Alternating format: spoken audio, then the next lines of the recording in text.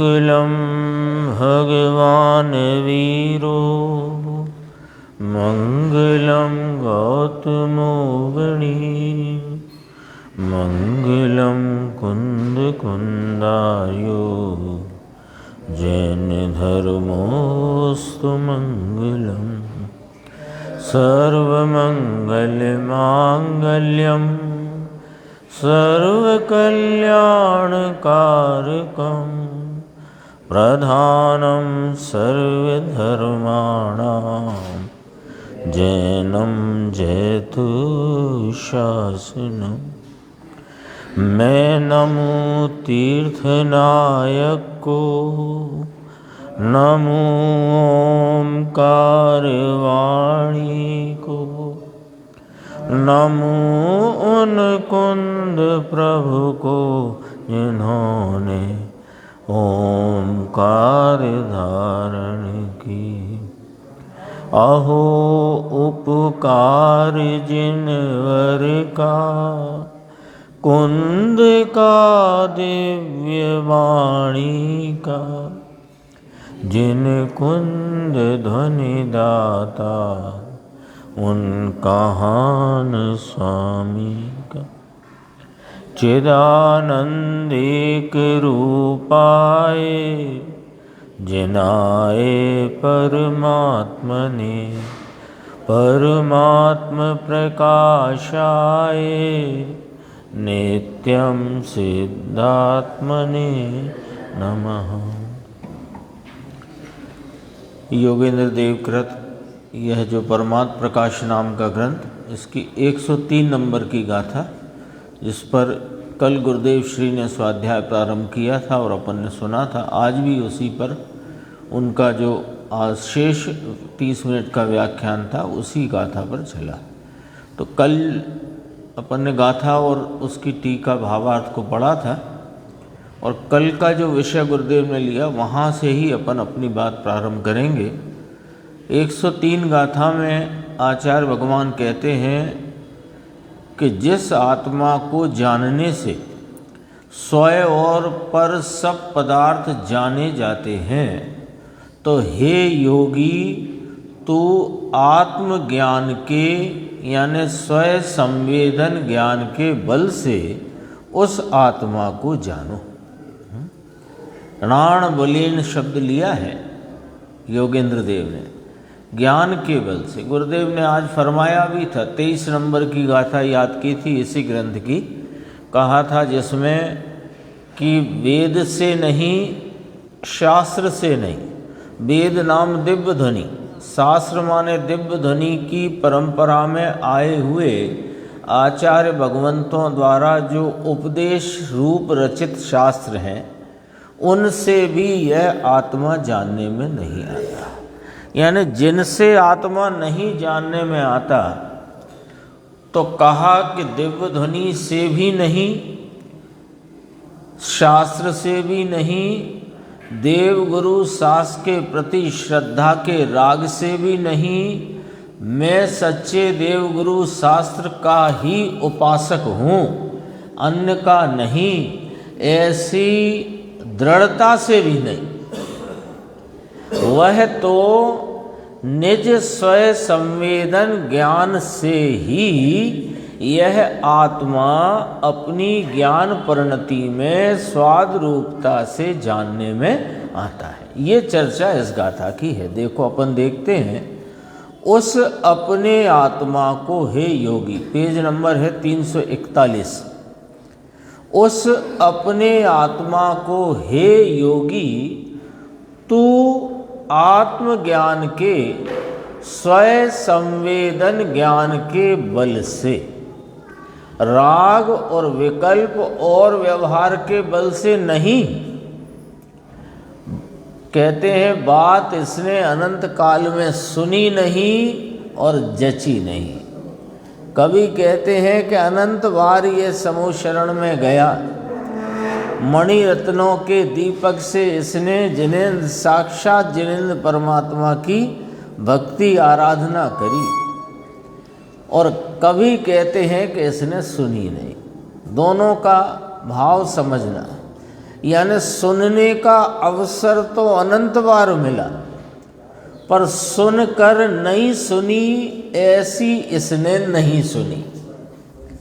सुनकर नहीं सुनी इस प्रकार इसने कभी नहीं सुनी, और कदाचित सुनी तो अनसुनी रही। क्यों?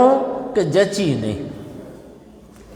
अनादि से जो इसको राग में एकत्व बुद्धि चली आई है, तो राग में एकत्व कैसे चलता है? कि राग में लाभ मानने से चलता है। तो राग में लाभ मानने की इसकी जो अनादि की विपरीत बुद्धि चली आई, वही इसको जची। और जिनेंद्र परमात्मा ने कहा कि तू राग रहित वीतरागी तत्व है, ये बात इसको नहीं जची। ये कहा देखो, अनंत काल में सुनी नहीं और जची नहीं, और सुनता है तो जची नहीं। समझ में आया? अपनी कीमत क्या है उसकी खबर नहीं। अपनी कीमत क्या, अपना मूल्य क्या, अपने वैभव का वास्तविक स्वरूप क्या, ये इसको कभी जचा नहीं। राग के एक मंद कषाय रूप राग के परिणाम में, यानी भगवान के प्रति भक्ति का, शास्त्र की स्वाध्याय का, स्वाध्याय में आए विषय के चिंतन का, ये जो राग कदाचित परिणति में आ गया, उठा, उत्पन्न हुआ, तो उस राग में ये वास्तव में ठग गया। ठग गया कैसे? ठग गया कि उस राग को ही हितकारी, लाभकारी मानकर पहले किसी अन्य राग के एकत्व में पड़ा था, अब इस राग के एकत्व में पड़ गया, और वह राग का एकत्व टूटा नहीं, और अपने स्वरूप के वैभव का मूल्य इसको महिमा आई। ये गड़बड़ है। राग में लुट जाता है, ठगा जाता है, ठगा जाता है।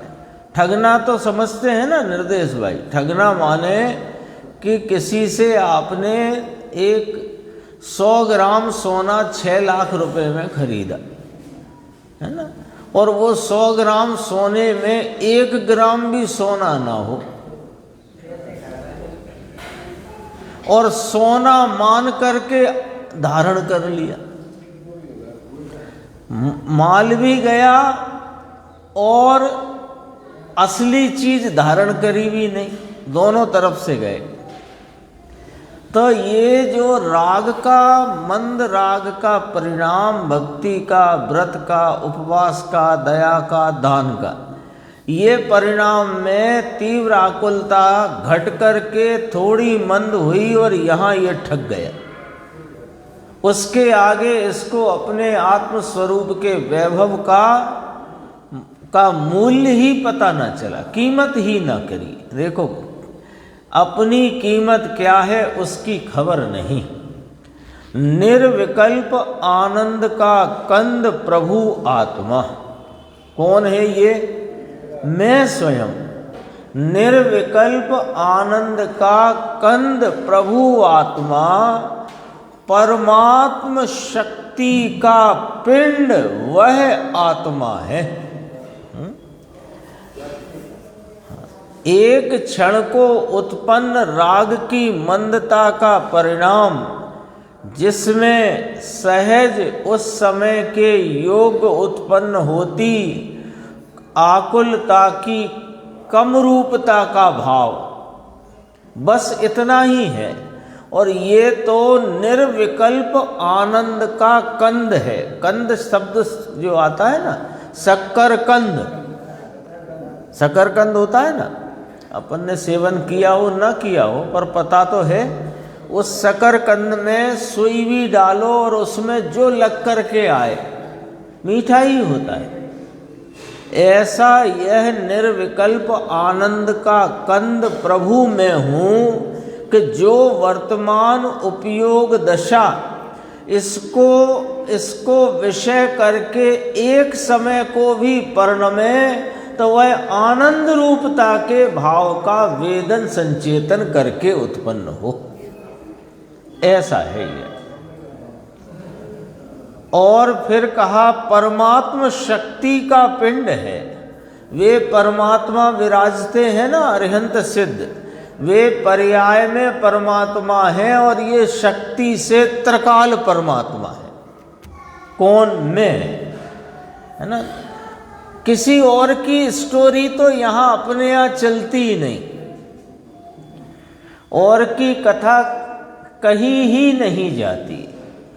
यहाँ तो यदि अरिहंत सिद्ध भगवंतों की अथवा उन मुनिराजों की जो अरिहंत सिद्ध दशा को प्राप्त हुए, उनकी भी बात करी तो अपने लिए करी है, अपनी ही बात बताने को, अपनी ही बात समझने को ही बात वह की जाती है।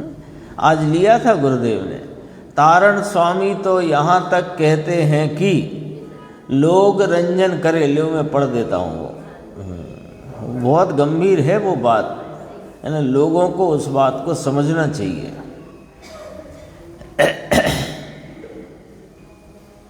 देखो, तारण स्वामी तो यहाँ तक कहते हैं, लोगों में रंजन करने के लिए, लोक रंजन के लिए तू जो उपदेश देता है, राग से लाभ होता है, वह लोक रंजन है, मरकर नरक में जाएगा।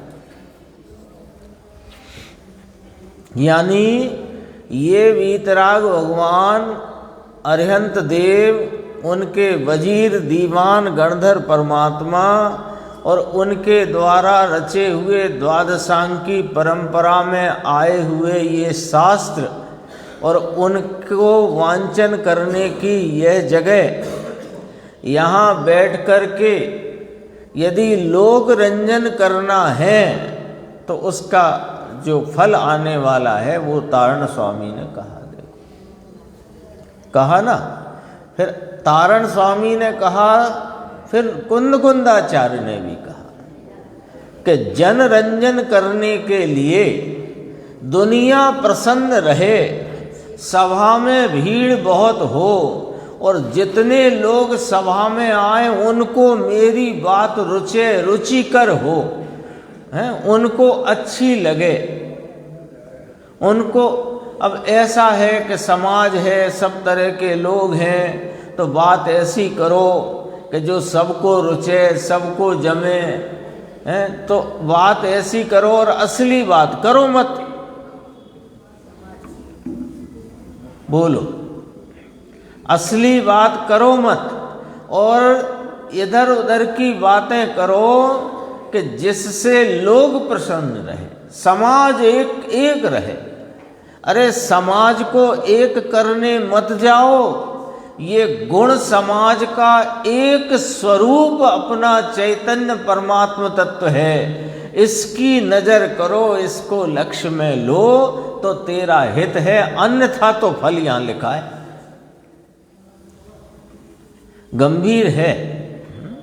यहां तो बैठकर जो कोई हो, अपन भी करते हैं, सब मिलजुल कर स्वाध्याय करते हैं, तो जो स्वाध्याय किया करते हैं, करना चाहिए, उसमें वास्तव में अपनी ही बात करनी चाहिए। उस बात की बात करनी चाहिए जिसमें वास्तविक हित निहित हो।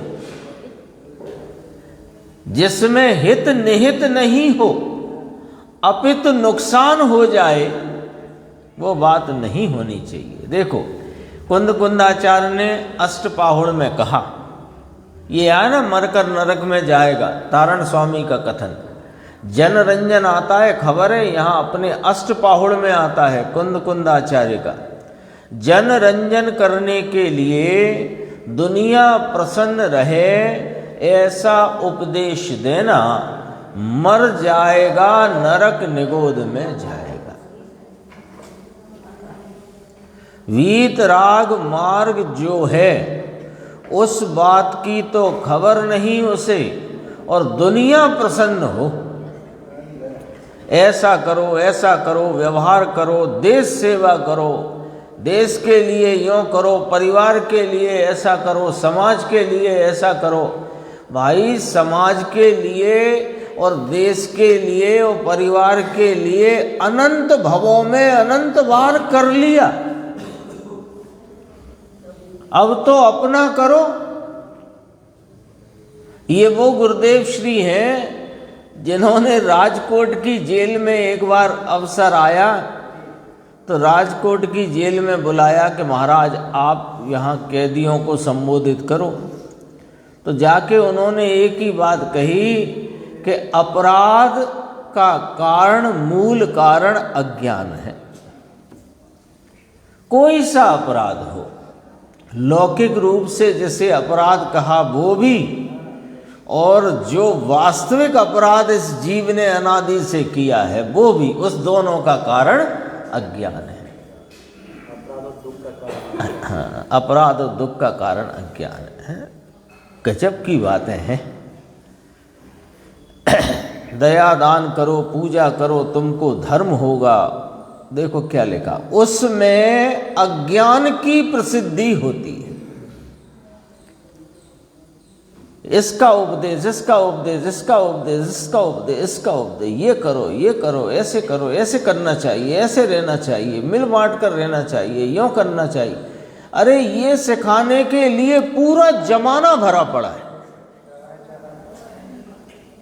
पूरा जमाना। विवेकानंद हो, फलाने आनंद हो, ढीम के हो, दुनिया भर के लोग हैं ये सब सिखाने को। और इसे सीखना होगा तो सीख जाएगा, और नहीं सीख पाएगा तो भी कोई गम की बात नहीं है। लेकिन ये बात, असली बात जो जिनेंद्र परमात्मा ने इस जीव के हित के लिए कही, वो बात कहने में तुम यदि समझो टालते हो, कंजूसी करते हो, नहीं कह पाते, डरते हो, भयभीत रहते हो, तो तुम्हें फिर कोई फायदा नहीं ये सब चर्चा करने। अपन वहीं आते हैं अपने विषय पे। 341 पेज था, देखो।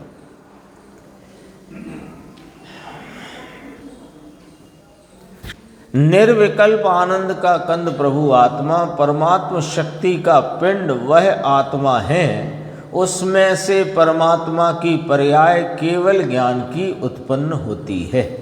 उस परमात्मा की पर्याय यानी केवल ज्ञान, ये परमात्मा की शक्ति का पिंड है। परमात्मा शक्ति का पिंड यह त्रिकाल हाजरा हुजूर विद्यमान तत्व, उस वह कारण परमात्मा है।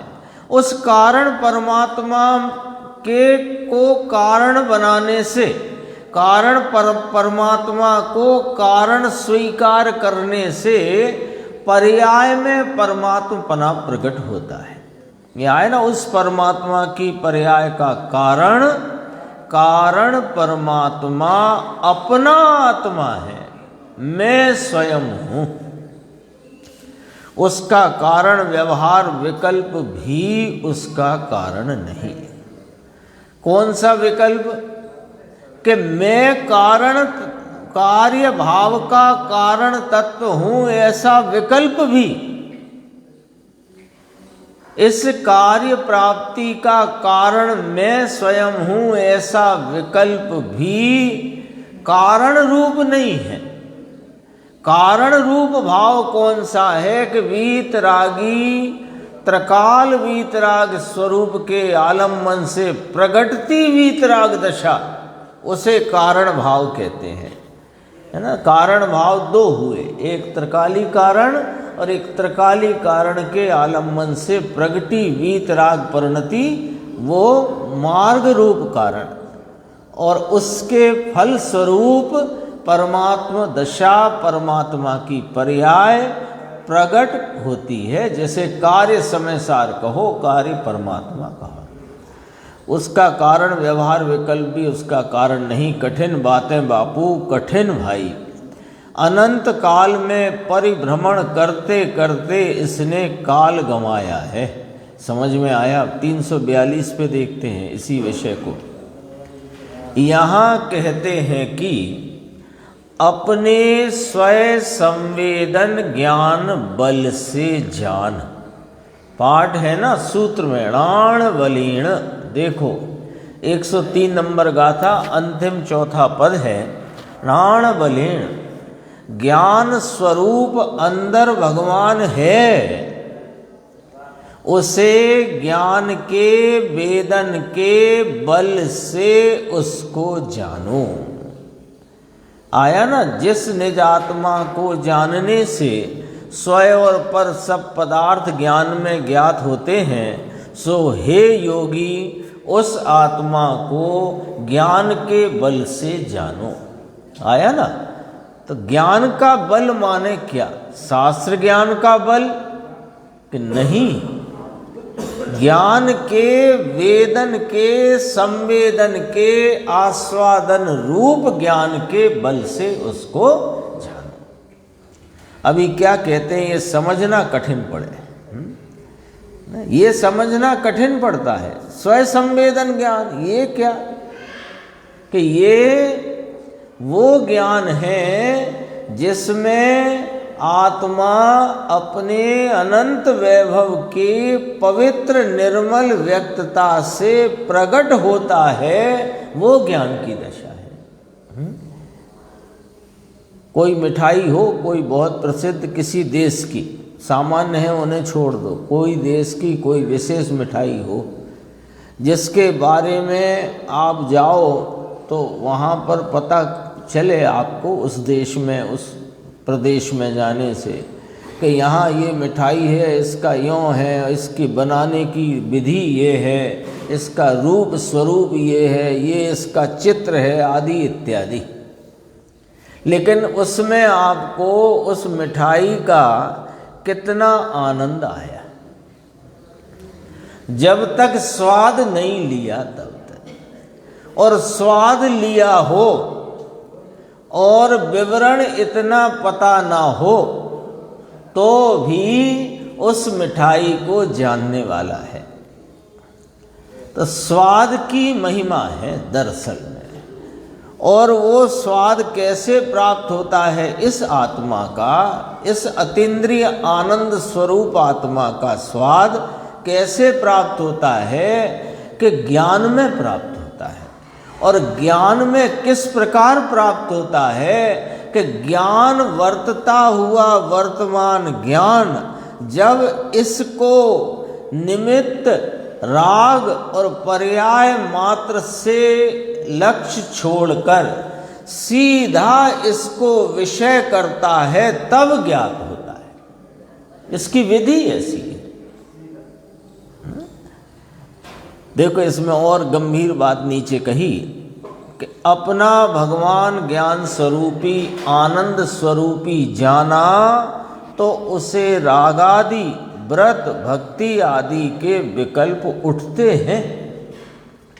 जिसने अपने इस ज्ञान स्वरूपी आनंद स्वरूपी भगवान आत्मा को नाण बलेण ज्ञान के बल से, स्वयं संवेदन ज्ञान के बल से अपनी ज्ञान परिणति में प्रत्यक्ष आस्वाद रूप से जाना है और उसमें आप रूपता की प्रतीति की है, विश्वास किया है, उसमें अहम किया है, किंतु अभी अस्थिरता बहुत है।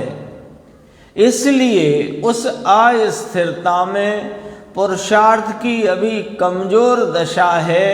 तो कमजोरी के कारण परिणति में व्रत भक्ति आदि भगवान के नाम स्मरण के व्रतादि के विकल्प राग आदि उत्पन्न होते हैं, वह दुख रूप है।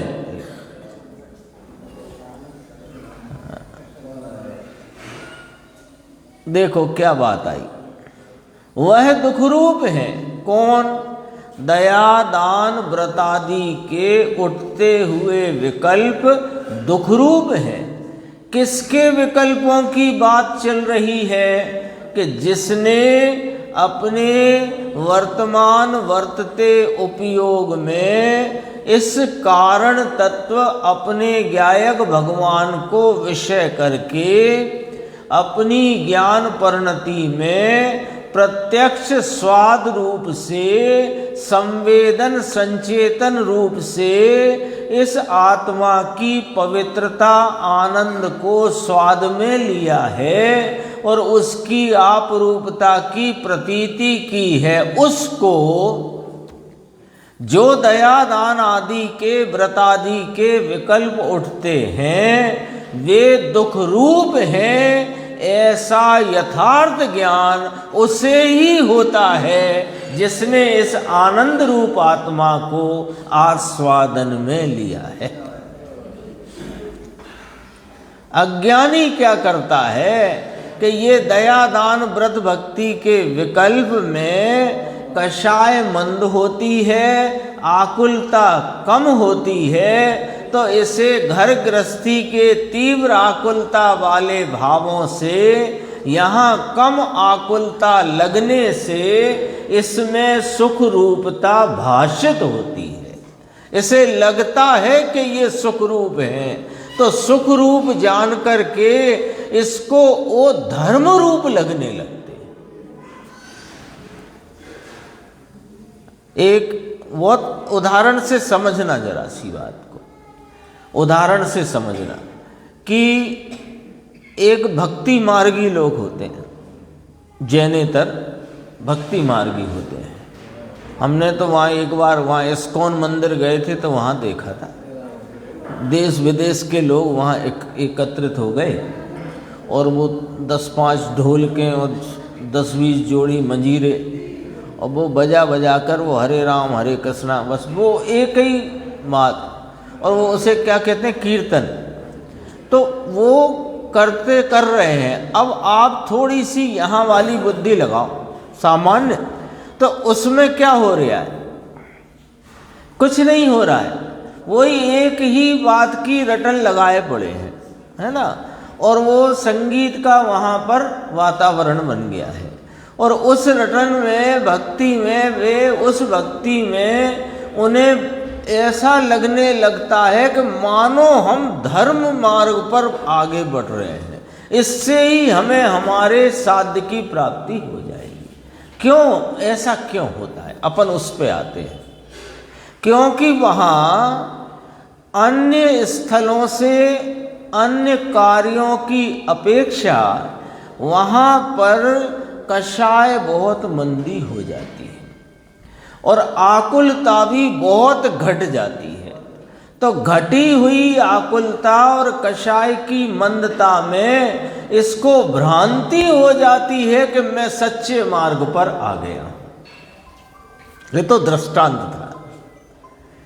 यहाँ पर भगवान ये जो 3 लोक के नाथ वीतरागी सर्वज्ञ हितोपदेशी सच्चे देव गुरु शास्त्र, इनके प्रति भक्ति का भाव, इनका गुणानुवाद, इनके बहुमान का भाव, फिर उनके द्वारा बताए गए मार्ग पर चलने वाले ज्ञानियों की परिणति में कषाय के अभाव हो जाने से उत्पन्न वीतराग परिणति और शेष रही कषायों के सद्भाव में जो व्रतादि के परिणमन हैं, वैसा यह अज्ञानी यदि करता है तो वहाँ कषाय मंद रहती है, आकुलता कम हो जाती है और उस कम आकुलता में इसको ये भ्रांति हो जाती है कि मैं आकुलता मिटाने के मार्ग पर आ गया हूँ।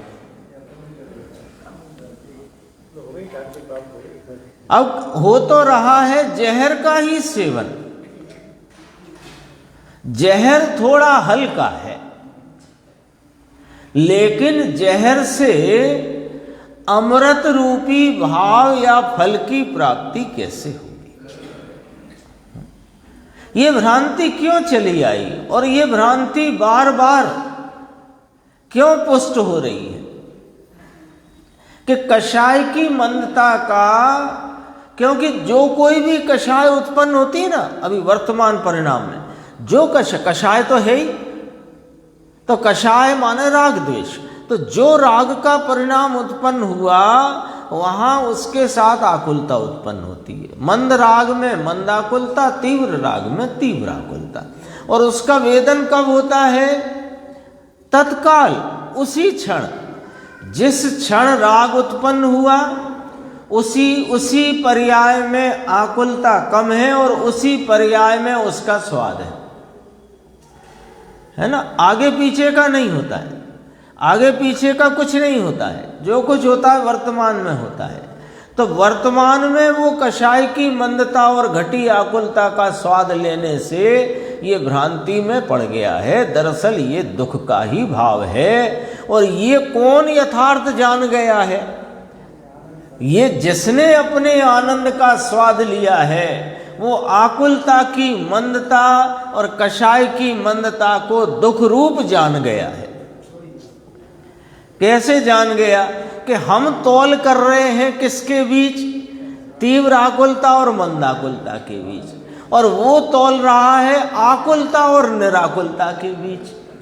तो उसके पलड़े में एक में निराकुलता और एक में आकुलता है, तो वो जानता है कि आकुलता मंदी भी हो पर दुख रूप है। और ये अज्ञानी इस निराकुल स्वरूप को नहीं जान पाने के कारण, उस निराकुलता का इसको स्वाद नहीं मालूम होने के कारण ये आकुलता की तीव्रता और मंदता को तौलते तौलते ही 84 में परिभ्रमण करता जा रहा है, पता ही नहीं लग रहा इसको। देखो ऐसा ये कहा समझ में आया सुजान मल जी, ये घोंटन है, ये घोंटन चल रहा है। इस परमात्म तत्व के आलम्बन से ही, इस परमात्म तत्व के आश्रय से ही, इस परमात्म तत्व को ज्ञान परिणति में आस्वाद रूप बनाने से ही शांति मिलेगी। और कोई शांति की प्राप्ति का उपाय 3 लोक 3 काल में नहीं है। ये घोंटन है, ये इसको घोंटो, ये ही घोंटो। एक दिन आया था ना, इसके पक्ष में आएगा तो इसका लक्ष्य होकर स्वरूप का दक्ष हो जाएगा। जो पक्ष में आएगा वो ही लक्ष्य करेगा, और वो लक्ष्य करके आत्मा को प्राप्त करेगा और उस आनंद को भोगने में दक्ष हो जाएगा। अभी आएगी उसकी चर्चा, अभी देखते हैं। पहली बार पढ़ने जाए ना, अभी देखो दृष्टांत, पहली बार पढ़ने जाए तो मास्टर हाथ पकड़कर एकड़ा घुटाता है। एकड़ा घुटाता समझे? ऐसे डंडा खींचो, ऐसे एक बिंदी बनाओ, डंडा खींचो एक, तो ऐसे उंगली पकड़ पकड़ कर एक का अंक बनाना सिखाता है। सिखाता है ना मास्टर। पहले बच्चे कुछ नहीं आता, पेंसिल पकड़ना नहीं आता, या वो हम अपने ज़माने में वो चलती थी वो चूने की बरती चौक, वो पकड़ने ही नहीं आता, तो पहले पकड़ना सिखाए, फिर हाथ पकड़े, फिर ऐसे ऐसे चला करके एकड़ा बनाना, एक का अंक बनाना सिखाए, है ना। शून्य बनाना तो सीख लिया, चलो बच्चे को बिना सिखाए शून्य बनाना सीख जाता है। आप दे दो उसको कोई पेन और दीवाल दे दो अच्छी बढ़िया तैयार करके दिवाली पे, कैसे बना देगा? अपने आप बना देगा नहीं, पर एकड़ा बनाना सिखाना पड़ा। अब जरा सुनना बात। और एकड़ा बिना का शून्य वह सब धूल है।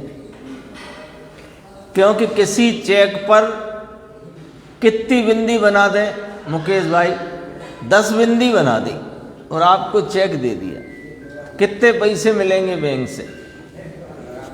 अंक बिना का कुछ नहीं। देखो अब गुरुदेव का ये पॉइंट देखना, एक के पश्चात शून्य लग जाए तो 9 बढ़ जाते हैं।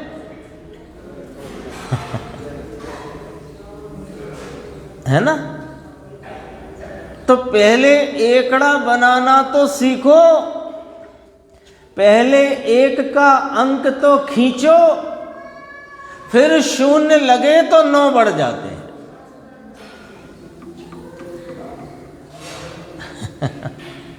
बहुत गंभीर बात कही, उदाहरण बहुत सरल सा है, बात गंभीर है। एक बार इस चैतन्य तत्व की महिमा में आकर, इसकी रुचि की प्रगाढ़ता में अपने चैतन्य तत्व को विषय बनाकर जो इसका आस्वादन प्रतीति की, तो वो समझो एक का अंक परिणति में खिल गया। अब थोड़ी स्थिरता बढ़ी, तो थोड़ी ही स्थिरता बढ़ जाने से वो वीतराग परिणति में उग्रता बढ़ जाती है, और वो वीतराग परिणति के बढ़ जाने से दो कषाय चौकड़ी की अभाव रूप मोटी वीतरागता का जन्म हो जाता है। बोलो, चार कषाय तो सब जानते हैं, क्रोध मान माया लोभ, चार प्रकार हैं, पर इनकी डिग्रियों के चार प्रकार हैं। अनंतानुबंधी, अप्रत्यख्यानावर्णी, प्रत्यख्यानावर्णी और संजलन, ऐसे करके डिग्रियां हैं ना। उसकी डिग्रियां माने उन क्रोध मान माया लोभ की तीव्रता, उग्रता उनकी। तो अनंतानुबंधी सहित, अनंतानुबंधी जाएगी पहले, तो अनंतानुबंधी सहित तीनों वन चारों कषाय विद्यमान हैं, तो वो क्रोध मान माया लोभ बहुत तीव्र है। और एक अनंतानुबंधी जाते ही, वो यहां एक का अंक कहा ना जिसको, वो अनंतानुबंधी जाते ही 25% नहीं जाती, बहुत हिस्सा चला जाता है। उसे दूसरे उदाहरण से बताएंगे। और फिर थोड़ी स्थिरता स्वरूप की बढ़ जाने से जो दूसरी कषाय का अभाव होता है चौकड़ी में, तो वो भी बहुत असंख्यात गुना उसमें वीतरागता बढ़ जाती है। जैसे 5,555 रुपये का कर्जा लिया हो आपने, ठीक है ना, तो पहले नंबर का 5 हट जाए, यानी तो 5,000 का कर्जा, तो 5555 में 5,000 गए तो कितने परसेंट गए? 90% चले गए। परसेंट में अपन बोलते हैं, 25, 50, 75 वाला हिसाब नहीं चलता यहाँ। तो एक का अंक आया तो बहुत वीतरागता, यानी अनादि का राग टलकर और वीतरागता का जन्म हो गया, और थोड़ी स्थिरता बढ़कर वह तो एक, तो कहते हैं एक के पश्चात शून्य लग जाए। देखो जरा बात को समझना, शून्य के पहले एक लग जाए नहीं कहा, शून्य के पहले एक लग जाए नहीं कहा, एक के पश्चात शून्य लग जाए ये कहा। तो इसका अर्थ क्या कि स्वरूप के आस्वादन रूप और प्रतीति के पश्चात अपनी परिणति में जो वीतरागता का जन्म हुआ, तो एक का अंक बना। इसके बाद स्थिरता रूपी शून्य लगते हैं, और एक का अंक होए ही नहीं तो शून्य भी होते ही नहीं। इसलिए कहा व्यवहार विकल्पों की तो बात यहाँ है नहीं। एक के पश्चात शून्य लग जाए तो 9 बढ़ जाते हैं। इसी प्रकार स्वयं संवेदन ज्ञान है, ध्यान रखना, शास्त्र का ज्ञान की बात नहीं चलती है, वह तो अनंत बार किया है। 11 अंग का ज्ञान किया, 9 पूर्व का ज्ञान किया। ज्ञान क्या किया? लब्धि प्रकट हुई उस प्रकार के क्षयोपशम में। उसमें क्या है? वह तो अज्ञान है। 11 अंग 9 पूर्व का क्षयोपशम में लब्धि रूप से विकास को प्रकट हुआ ज्ञान अज्ञान है, और तुष्मास भिन्नम वाला ज्ञान वो सम्यक ज्ञान है। वो केवल ज्ञान का अवयव है, वो केवल ज्ञान को बुलाता है और ये संसार में दौड़ाता है। जिसमें ज्ञान का ज्ञान ना हो, ज्ञान शब्द से आत्मा, जिसमें ज्ञान का ज्ञान ना हो, भगवान ज्ञान स्वरूप, ज्ञान शब्द से आत्मा, भगवान ज्ञान स्वरूपी का ज्ञान अंतर्मुख का ना हो तो शास्त्र ज्ञान भी अज्ञान कहलाता है। आई ना बात? नीचे गुरुदेव ने याद किया था कलश टीका की चर्चा। उसमें, हाँ, स्वरूप ग्राही जिसको ज्ञान है, जो अपने ज्ञानानंद स्वरूप आत्मा को अपनी ज्ञान परिणति में प्रत्यक्ष स्वाद रूपता से जानता अनुभवता है, वही वास्तव में जगत के पदार्थों का कि व्यंजन खारा है कि नमक खारा है, वो ही जानता है।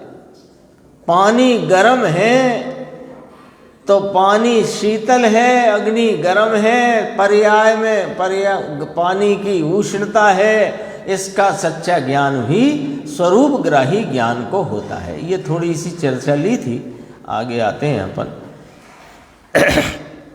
थोड़ी चर्चा ये आई थी आज कुंद आचार्य के विषय में कि कुंद आचार्य भगवान महाविदेह क्षेत्र गए थे और वहाँ सीमंदर भगवान की वाणी का साक्षात रसपान करके और वहाँ 8 दिन रहे और वहाँ से आकर के हमको ये भेंट स्वरूप 5 परमागम जो अभी उपलब्ध हैं, लिखे तो उन्होंने और भी ग्रंथ थे, पर 5 परमागम जो अभी उपलब्ध हैं हमको भेंट स्वरूप मिल गए। ये वो वाली चर्चा है। दरअसल में ये कोई समझो बात ही ऐसी है, अनुपम कहो या कोई अनोखी कहो, बात ऐसी है कि महावीर भगवान के निर्वाण के उपरांत गणधर भगवान के भी मोक्ष हो गया और भी जो केवली मोक्ष गए, तो तब तक द्वादशांग का ज्ञान बरकरार था, चल रहा था। फिर धीरे धीरे बहुत ही कम काल में, बहुत ही अल्प काल में ये सब ज्ञान लिखा पढ़ा तो था नहीं तब, तो उसकी विच्छति हो गई और एक अंग का अंश ज्ञान रह गया। तब दर्शन स्वामी को विकल्प आया कि इसको लिपिबद्ध करना चाहिए, कराना चाहिए, ऐसा ही है ना। तो उसमें अब अपने को कौन सा पॉइंट, वो सबको मालूम है, श्रुत पंचमी वाली बात वो सबको पता है। इसमें जब द्वादशांग के ज्ञान का जब समझो स्मृति से अभाव होना शुरू हुआ, तो ये जो वस्तुवाद और दृष्टिवाद अंग जो था उसका सबसे पहले स्मरण में से चला गया। तो दृष्टिवाद वस्तुवाद जो अंग है वो उसमें यह दृष्टि के विषय स्वरूप आत्म स्वरूप को सीधे प्राप्त करने की जो विधि जिनेन्द्र परमात्मा की वाणी में आई थी, वो फिर उपलब्ध नहीं थी दर्शन स्वामी के पास अपने पुष्पदंत और भूतवली नाम के शिष्यों के द्वारा लिखाने के लिए।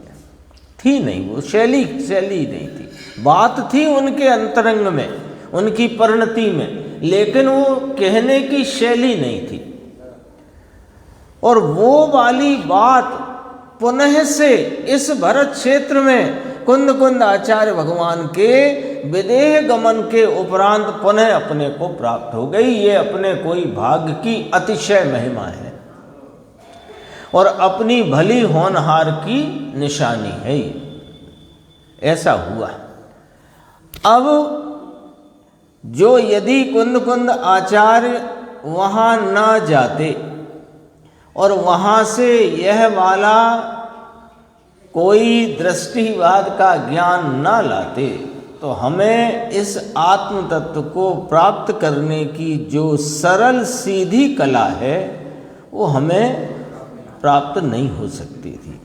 अब इस वाली बात को इसमें आया कि विद्यानंद जी कहते हैं कि ये सब बातें कपोल कल्पित हैं कि कुंद आचार्य महाविदेह गए थे और 8 दिन रहे थे और सीमंदर भगवान की वाणी सुनी थी, ये बातें सब कल्पित हैं। तब गुरुदेव श्री ने कहा ऐसा नहीं।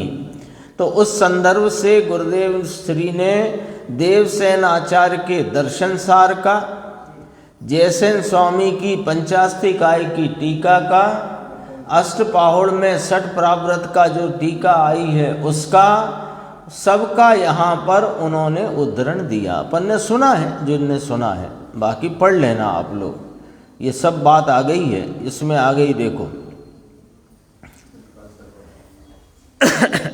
ये षटपाहुड़ की मैं पढ़ देता हूँ।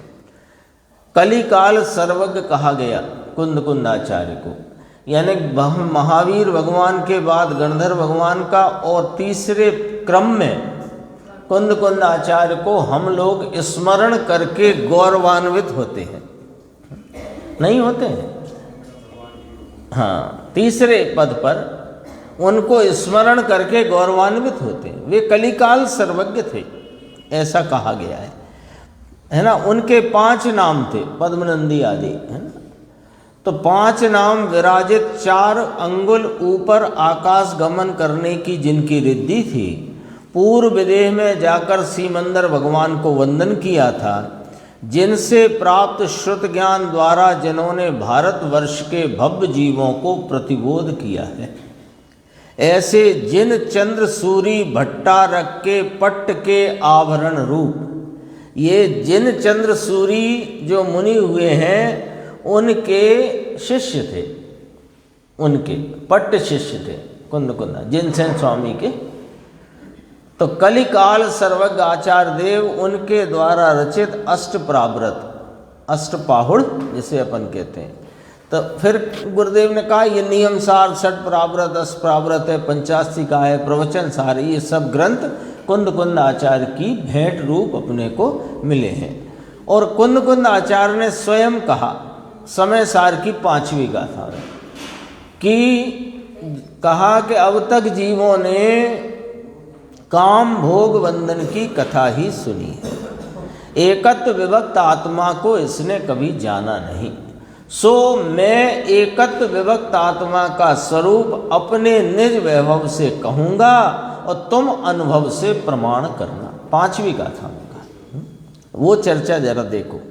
कहते हैं, पेज नंबर है 346 नीचे, कहते हैं हमारा अंतर वैभव क्या है, उस वैभव से हम शास्त्र कहेंगे।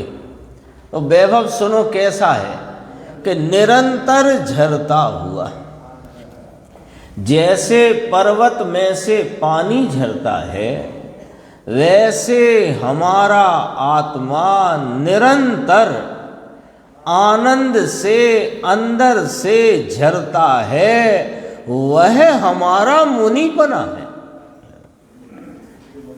बोलो, हमारे 5 महाव्रत 28 मूल गुण का निरति 4 पालन होता है, और हम वनवासी जंगलवासी हैं, हाँ, और खड़े खड़े आहार लेते हैं, इसलिए हम मुनि हैं कि नाना निरंतर आनंद का झरना, देखो निरंतर झरता हुआ आनंद, वह हमारा मुनिपना है, वह हमारा वैभव है। 5 महाव्रत विकल्प और नग्नपना वह कोई हमारा मुनिपना नहीं है। आपका मुनिपना नहीं है, लेकिन साहब आप दिखाई तो देते हो। 5 महाव्रत के परिणामों में, विकल्प में, नग्नपने में है। तो कहा वो जो कुछ दिखता है वो मेरा नहीं है, तथापि वह दिखता तो है संयोग में, लेकिन मेरा तो निरंतर झरता हुआ अतीन्द्रिय आनंद का झरना जो है वह मेरा मुनिपना है, उससे मैं मुनि हूं, ऐसा कहा। निरंतर झरता हुआ, फिर देखो उसका अर्थ, आस्वाद में आता हुआ, आस्वाद में आता हुआ, सुंदर जो आनंद, सुंदर आनंद, अतीन्द्रिय आनंद, जिसमें इंद्र के आनंद भी जहर जैसे है। अतीन्द्रिय आनंद प्रभु विकल्प से, राग से, व्यवहार से रहित अंदर हमारी मोहर छाप आनंद है। ये मोहर छाप शब्द कुंद कुंदाचार्य का है यानी उनने मुद्रा शब्द का प्रयोग किया, तो उसको अपन उसको बोलचाल की भाषा में मोहर छाप, सील है ना, मोहर मोहर बोलते हैं ना। आपके पास कोई आदेश हो सरकारी तो मोहर छाप चाहिए ना, बिना मोहर छाप के आदेश नहीं माना जाएगा। ऐसे यहाँ काय की मोहर छाप है इनके मुनि पने पर? अरे इनके क्या, जगत में अब तक तीन काल में यानी भूतकाल में अब तक जितने मुनि हुए और होंगे उन सब की एक ही छाप है, प्रचुर स्वयं संवेदन की। और उसका वर्णन देखो, निरंतर झरता हुआ आस्वाद में आता हुआ सुंदर जो आनंद, उसकी मोहर छाप है। देखो उसकी मुद्रा से युक्त, संस्कृत है मुद्रा, मुद्रा नाम मोहर छाप है हमारी। समझ में आया? ये चलता है ना, मोहर लगाते हैं। इसी प्रकार हमारे वैभव की मोहर छाप आनंद की हमारे पास है, उससे कहूंगा और तुम अनुभव से प्रमाण करना, तुम अपने आनंद द्वारा प्रमाण करना। कि अनुभव प्रमाण माने आनंद के स्वाद रूपता से प्रमाण करना। प्रचुर संवेदन स्वरूप, ऐसा क्यों कहा, ये भी गुरुदेव स्पष्ट करते हैं। जो कहा ना आचार्य कुंद देव ने कि निरंतर झरता हुआ आस्वाद में आता हुआ सुंदर जो आनंद, प्रचुर संवेदन स्वरूप, क्यों कहा? कि चौथे में समिकित माने सम्यक दर्शन में थोड़ा आनंद तो आता है।